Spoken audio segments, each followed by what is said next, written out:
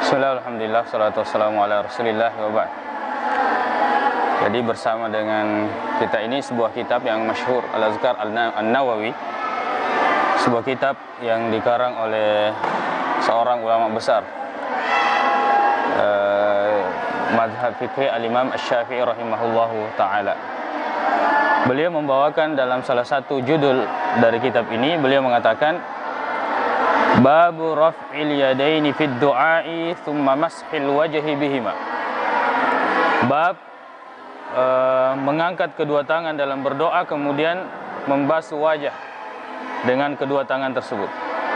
Beliau mengatakan rawaina fi kitab at-Tirmidzi an Umar bin Al-Khattab radhiyallahu taala anhu.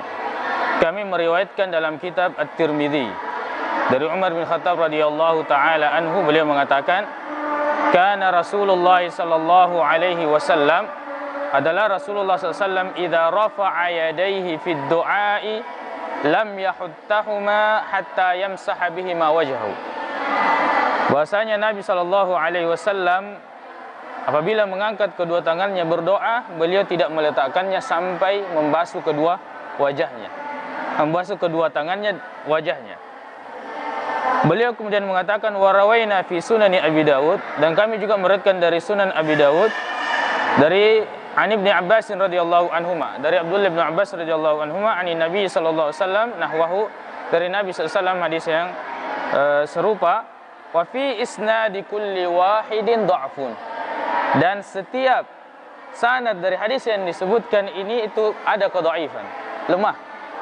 Wa amma qaulul Hafiz Abdul Haq rahimahullahu taala, adapun perkataan Hafiz Abdul Haq rahimahullahu taala mengatakan inna Tirmidziya, bahwasanya Imam At-Tirmidzi qala fil hadisil awal, mengomentari hadis yang pertama, innahu hadisun sahih, bahwa beliau mengatakan hadis sahih, falaysa fin nusakhil mu'tamadi, tidak ada dalam nuskha atau cetakan yang bisa diambil sebagai patokan minat Tirmidzi, dari At-Tirmidzi, bahwasanya beliau mengatakan annahu sahih, bal qala, bahkan beliau mengatakan hadisun gharib, hadisnya adalah hadis yang aneh, yang biasanya diartikan dengan hadis yang dhaif.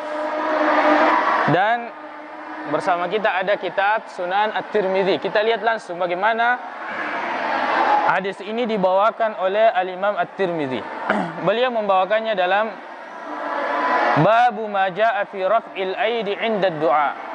Bab yang terdapat dalam hadis yang terdapat tentang mengangkat kedua tangan ketika berdoa.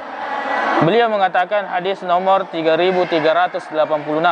Beliau mengatakan Hadatsana Abu Musa Muhammad bin al-Musanna, telah bercerita kepada kami Abu Musa yaitu Muhammad bin al-Musanna wa Ibrahim bin Ya'qub wa ghairu wahidin, dan Ibrahim bin Ya'qub dan selainnya. Beliau mengatakan haddatsana Hammad bin Isa Al-Juhani, telah bercerita kepada kami Hammad bin Isa Al-Juhani an Hanzalah bin Abi Sufyan Al-Jumahi, dari Hanzalah bin Abi Sufyan Al-Jumahi, an Salim bin Abdullah, dari Salim bin Abdullah, an abihi, dari bapaknya, an Umar bin Khattab, dari Umar bin Khattab radhiyallahu anhu, beliau mengatakan kana Rasulullah sallallahu alaihi wasallam, adalah Rasulullah sallallahu alaihi wasallam idza rafa'a yadayhi fid du'a'i lam yahuttahuma hatta yamsaha bihima wajhahu, bahwasanya Nabi sallallahu alaihi wasallam bila mengangkat kedua tangannya berdoa tidak meletakkan kecuali dia membasuhkan kedua tangannya ke wajahnya.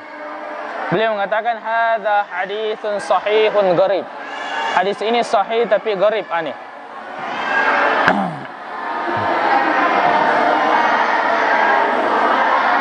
La na'rifuhu illa min hadithi Hammad ibn Isa, kami tidak mengetahui kecuali dari jalur Hammad ibn Isa.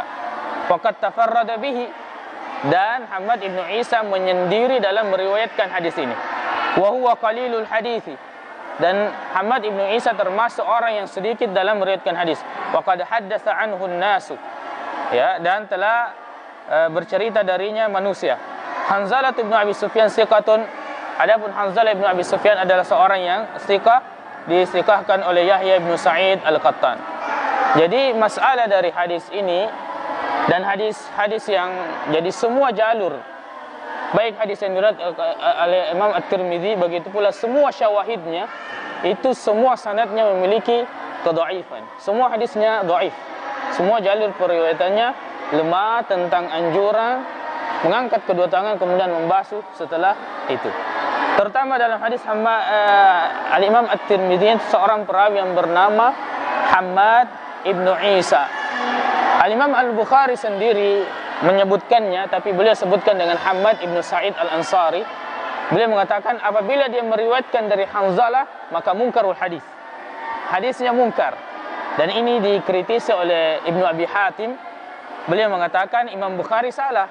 Bukan Hammad ibnu Sa'id Al-Ansari, tapi yang dimaksud adalah Hammad ibnu Isa. Hammad ibnu Isa, beliau kalau meriwayatkan dari Hanzalah maka munkarul hadis. Hadisnya munkar. Dan ternyata dalam At-Tirmidzi ini beliau meriwayatkan dari Hanzalah ibnu Abi Sufyan, maka kita katakan hadisnya munkar dalam hadis riwayat Al-Imam At-Tirmidzi ini. Kemudian Abu Hatim Ar-Razi mengatakan dhaiful hadis. Ibnu Hajar mengatakan juga seperti itu, dhaifun. Az-Zahabi mengatakan dha'afahu Abu Daud, didhaifkan oleh Imam Abu Daud. Dan memang Abu Daud As-Sajistani mendhaifkan hadis apabila diriwayatkan oleh Hammad ibnu Isa. Pada intinya bahwa semua riwayat tentang anjuran mengangkat kedua tangan kemudian membasuh wajah setelahnya ketika berdoa, semua riwayatnya adalah hadis dhaif.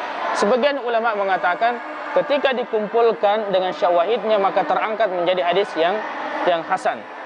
Sebagian ulama menempuh jalur tersebut. Akan tetapi pada intinya semua periwayatannya adalah dhaif. Maka kita tidak mengamalkan hal tersebut. Hanya saja yang perlu saya sampaikan bahwa tidak boleh kita sampai pada menganggap bahwa perbuatan ini adalah perbuatan bid'ah. Sebab ada dalilnya. Dan sesuatu yang bid'ah adalah sesuatu yang tidak ada landasannya. Tidak ada hadisnya sama sekali, tidak ada dasarnya. Sedangkan kita memiliki dasar. Hadis ini dikeluarkan oleh Imam At-Tirmidzi. Dan syawahidnya kita bisa jumpai dalam Sunan Ibnu Majah, Abi Dawud, begitu pula Imam Ahmad. Ya, memiliki beberapa syawahid yang disebutkan oleh kitab-kitab hadis. Tapi semua jalur tersebut kembali lagi tidak ada yang dhaif. Jadi untuk mengamalkan kita tidak amalkan karena semua jalurnya dhaif. Kan tetapi untuk membid'ahkan juga tidak, sebab dia memiliki landasan walaupun landasannya adalah hadis yang dhaif. Aqulu qouli hadza wa astaghfirullah li wa lakum.